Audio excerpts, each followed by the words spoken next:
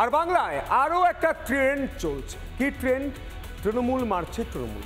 ভাঙড়ে তৃণমূল নেতা রাজ্জাক খুনের 3 দিন পর প্রথম গ্রেপ্তার। পুলিশের জালে শওকত ঘনিষ্ঠ মোফাজ্জল মোল্লা।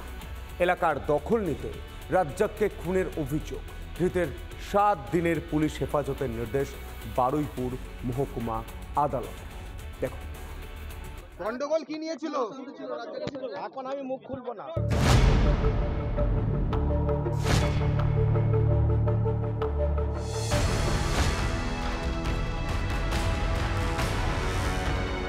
গুলি করে কুপিয়ে খুন করা হয় শওকত ঘনিষ্ঠ তৃণমূলের অঞ্চল সভাপতিকে। সেই ঘটনায় তৃণমূলেরই 2 নেতাকে আটক করেছিল পুলিশ। অবশেষে 3 দিন পর একজনকে গ্রেফতার করল পুলিশ। ধৃতের নাম মোফাজ্জল মোল্লা। এই মোফাজ্জলও শওকত ঘনিষ্ঠ বলেই পরিচিত। পুলিশ সূত্রে যেটা জানা যাচ্ছে যে মোফাজ্জল গ্রেপ্তার হয়েছে এবং এই মোফাজ্জলই হচ্ছেন মাস্টার মাইন্ড। তিনি ভাড়াটে খুনি এনে এই রেজ্জাক খানকে খুন করিয়েছেন।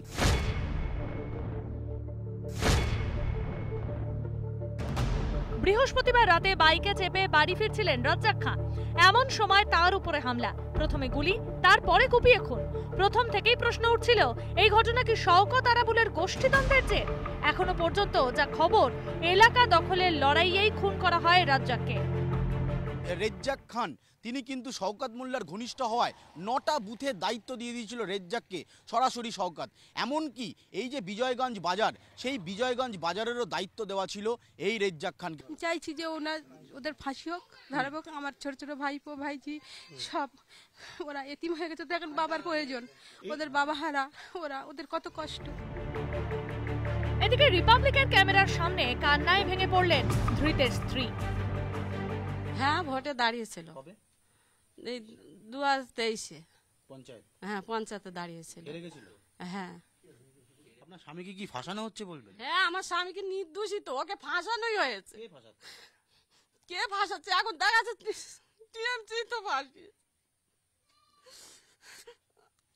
আমার স্বামী এরকম কাজ করতেই পারে না।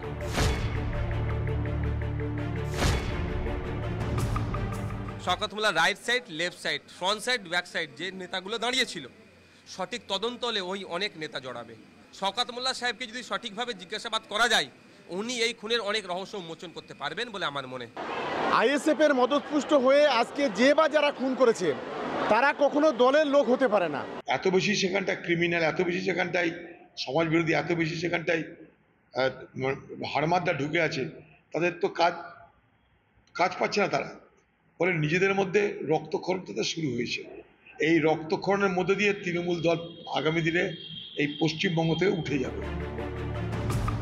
ভাঙড়ে ফের কোন্দলের বলি তৃণমূল নেতা। আইএসএফ এর ঘাড়ে দোষ দিয়েও শেষ রক্ষা হলো না। আর কতদিন কোন্দল কাটায় এভাবে প্রাণ যাবে তৃণমূল নেতা কর্মীদের? রিপাবলিক বাংলা।